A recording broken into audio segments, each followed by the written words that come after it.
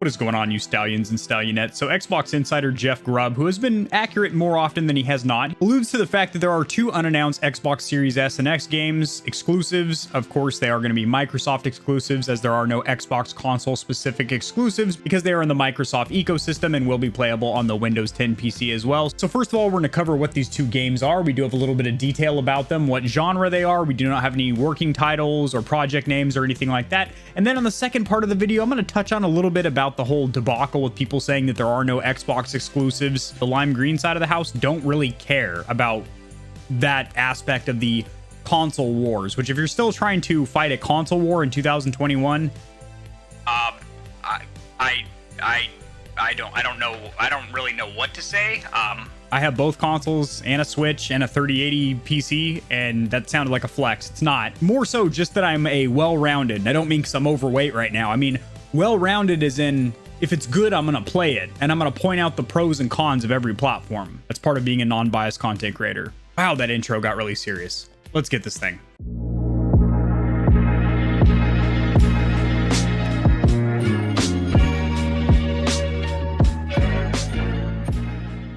Alrighty, Stallions, share my screen over here. I have an article pulled up from comicbook.com. This came out just yesterday. This will be sourced or cited in the description below, as I do anytime I cover any news in the gaming community or industry. So this leak comes by the means of Jeff Grubb, who has been, in the past, wrong.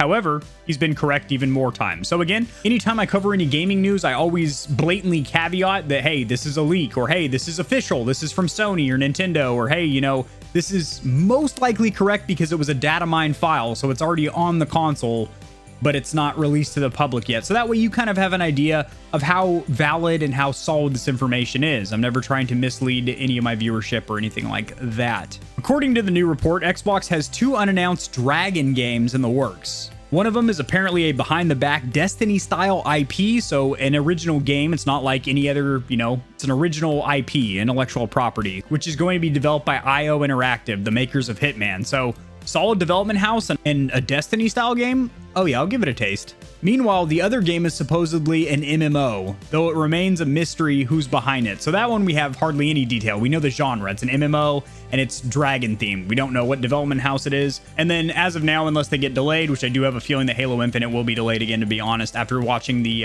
multiplayer beta that some people were playing, it was kind of grubby, to be honest. In fact, I don't really know why it wasn't even a beta. It was a tech demo, but it was a very small non-detailed map with some really janky bots. I was watching my boy Charlie play it, or you guys might know him as Penguin Zero or Critical, and it looked a little wonky. I don't really know Charlie, by the way. So Halo Infinite and Forza Horizon 5 are supposed to be coming out later this year. Now, they do already have the Medium, which has been released for your Xbox Series S and X. That's a Xbox Series exclusive, but it's also on Windows 10. Why? Because there is no Xbox exclusives, there is only Windows exclusives. Because the way that Sony and Microsoft have their business models set up and how they actually appeal to gamers is very different. Neither of them are wrong, both of them add value to our lives as the average consumer, the gamer, but they're very different. Sony does focus on primarily major blockbuster AAA title in-house Sony studio hits. Ratchet & Clank Rift Apart, Returnal, Demon Souls, Miles Morales, God of War, Gran Turismo. Microsoft has an ecosystem where you can literally save your progress on your PC if you have Game Pass, and then go into your living room or bedroom where you have your console and pick up the progress over there. Exclusives, number for number, right now the PlayStation is quite far ahead because we have the Medium versus, you know, Astro's Playroom, Ratchet & Clank Rift Apart, Returnal, Godfall, Demon Souls. I've ran out of hand space, but I think there's a couple more in there. But a lot of the games that are on PS5 as well, like Sackboy's Adventure, are also playable on the PS4. So are we including those as exclusives? They're PlayStation exclusives, but they're not PS5 exclusives. But I want to share this little article with you guys real quick because in my opinion, pound for pound, the Series S and X have more next-gen experiences because in my humble opinion, the most next-generation features or the biggest differences between the Xbox One and the Series or the PlayStation 4 and the 5 are two things. And surprise, surprise, they're not graphical fidelity. It's not better-looking graphics. It's not ray tracing or HDR or anything like that. They are a higher frame rate going from 30 to 60 or 60 to 120 and literally instantaneous load times. Some games don't even have load times. Like, for example, in Ratchet & Clank Rift Apart, there is not a single load time in that game. And I'm not exaggerating or anything. I'm sure they hide it behind something, but you never see a load screen. You're never taken out of the action. And even in games where you do see a load screen, it is literally 2 to 5 seconds as opposed to minutes.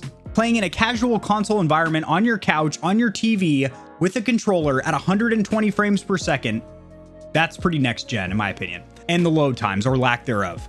So speaking of 120 frames per second games, right here, this article did come out 13 days ago, so this might be a little outdated now, but PS5 games with 120 frames per second support. Petite, it's flaccid list. And you come down here, Xbox Series X games with 120 frames per second support. Xbox Series S, the $300 budget banger, which targets 1440, not 4K. Almost all the titles from the Series X. I don't think any Xbox fans are like mad right now, like, oh, there's nothing to play. Well, for one, they have Game Pass, which I did make. They're going to be linked in the description below, both these videos. I did a full tour of PlayStation Now, which is Sony's Game Pass competitor, if you want to call it that. It is a library of cloud games. And then I made a full tour of Xbox Game Pass, Base, and Ultimate as well, which of course includes EA Play and xCloud and a whole bunch of other stuff. Between having a huge library of games on Game Pass, which by the way, 98 classic titles from the Xbox original 360 and One have had their frame rate doubled from 30 to 60 or 60 to 120.